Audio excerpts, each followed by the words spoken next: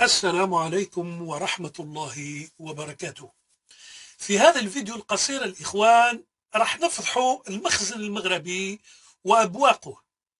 كلكم الإخوان تبعتوا الحملة المسعورة اللي قادوها أبواق المخزن وبعض الصحف الصفراء المخزنية ضد الرئيس الفرنسي، لكن حب نبين للعياشة أنهم عندهم نظام جبان ونظام ما عندوش ما يسمى الرجولة باش يحمي أفعاله وأقواله.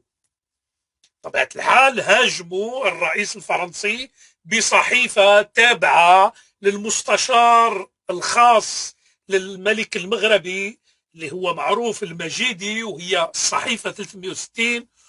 بطبيعة الحال قاموا هذوك الكلاب والأبواق الهوهويون بطبيعة الحال، لكن وقع واحد الحدث اللي خلى الهوهويون بين قوسين في حالة، في حالة مجرور، صراحة لا يحسدون عليها. إذا الإخوان مؤخرا في واحد الحدث وقع في جزيرة كورسيكا الفرنسية، قام الرئيس الفرنسي بتقديم بين قوسين وسام لواحد مغربي شارك بين الجنود الفرنسيين في تحرير كورسيكا. لكن المشكل فينو اللي مشى معاه مسؤول عسكري سامي وجنرال مغربي، وسلموا على إيمانويل ماكرون وكأنه لم يكن شيئا. لماذا يا داني تتكلم هذا الموضوع؟ أولا شكون اللي استهدفته الصحافة الفرنسية؟ استهدفت سيدهم محمد السادس، وصفاته بأوصاف بين قوسين كبيرة، لكن اليوم رجعوا وكأن اليوم محمد السادس لا قيمة لهم.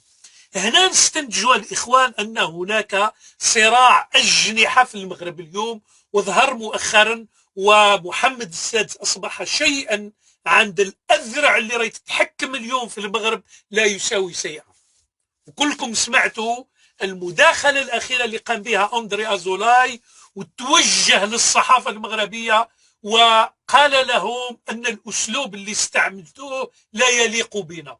هنا تسألوا كيف واحد عنده جريدة قريب من الملك اللي هو المجيدي، وواحد اللي مستشار معروف قديما وحديثا أندري أزولاي، اليوم يمشي مسؤول عسكري سامي وجنرال عسكري سامي ويحيون ماكرون وموجودين هنا باش تفهموا بأن في المخزن كل عنده الحزب اللي ينتمي إليه والجناح اللي ينتمي إليه. وأظن أن هذه الكلاب المسعورة معروفين محسوبين على جناح علي الهمة والمجيدي إلى آخره. إذا تعال نمشي مباشرة باش نكملوا هذه المداخلة.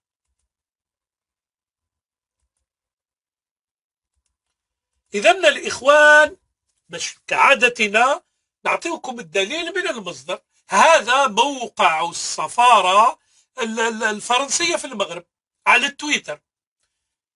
كتب هذا الموقع في 28 سبتمبر، الحدث حديث جدا. Le Maroc a été à l'honneur de la cérémonie de commémoration des 80 ans de la libération de la Corse. C'est tenu ce jeudi à Bastia, في كورسيكا, en présence de monsieur Abdellatif Loudiye. هذا هو عبد اللطيف لوديي اللي هو le délégué auprès du chef du gouvernement chargé de l'administration et de la défense nationale، مسؤول سامي في وزارة الدفاع المغربية.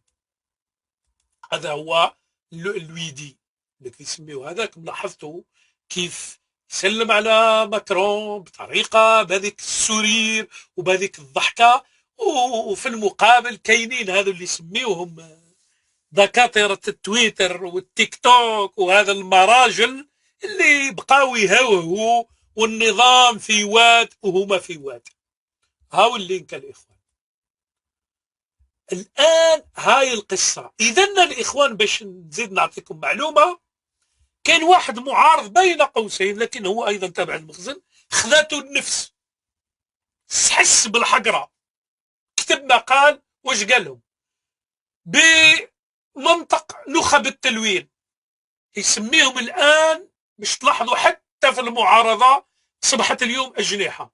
المهداوي يهاجم جماعة هذا اللي اسمه مسيلمة الكذاب، وهذا اللي فتح نعوم شوارب دادا، وباقي هذوك الشله الباقيه من هذوك اللي يسميهم هو مثل الصنايبي الى اخره، يسميهم بنخب التلوين.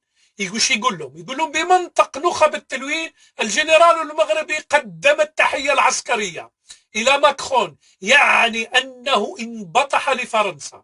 نعم، هكذا تفسر نخب التطبيل عندنا، سواء اللقطة أو الحدث السياسي.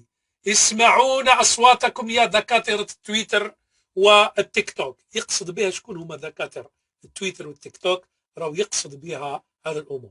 إليكم الفيديو باش تلاحظوا كيف المخزن يلعب المراجل في مواقع التواصل الاجتماعي، لكن في الحقيقة سيدته فرنسا عزيزة عليه ولا يستطيع الخروج عن أمرها. فضلوا أو ماكرون أو الوسام أو هذا الشيخ هذا الطاعن في السن Salah Ben El Hadj, صالح بن au nom de الحاج. la République française, nous vous faisons chevalier de l'ordre national du mérite. أو الويدي هذا المسؤول في وزارة الدفاع. انتبهوا جيدا يا إخوان.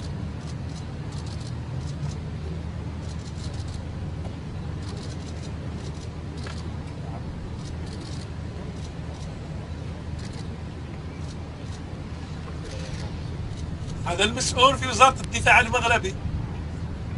اقطعوا الفيزا، نحن ضد فرنسا، نحن ضد ماكرون. لا لم تستحوا والله، لا. هاون الجنرال المغربي يقدم التحية العسكرية. على كل حال إخوان، هذا هو الفيديو. أتمنى إن شاء الله أن ينال إعجابكم. ديروا السويفي، ديروا بارك الله فيكم بارتاج باش ينتشر إن شاء الله تعالى، وعندنا إن شاء الله فيديوهات آخرين. شكرا على حسن انتباهكم، والسلام عليكم ورحمة الله وبركاته.